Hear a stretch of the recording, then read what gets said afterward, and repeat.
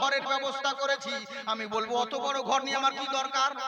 যদি হুজুর আমাকে বলেন তোমার জন্য বিশাল বড় এসি রুম করেছি, হাতের কাছে সমস্ত কিছু লাইটের ব্যবস্থা আছে, এয়ার কন্ডিশন রুম 5 স্টারের মতন 7 স্টারের মতো রুম তৈরি করেছি, তখন না হলে বুঝবো যে হ্যাঁ নিশ্চয়ই একটু থাকলে ভালো হয়। কিন্তু এত বড় জায়গা নিয়ে আমার কি লাভ হবে?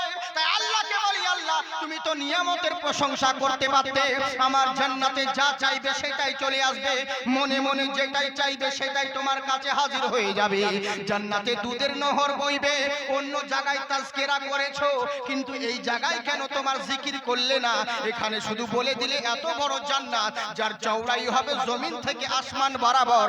আল্লাহ যে এই কথা বললেন এর মধ্যেও হিকমত আছে। আজকে মমতা যদি 50,000 বলে, 50,000 সিট খালি আছে, সবাই তোমরা পরীক্ষা দাও, চাকরি পাবে।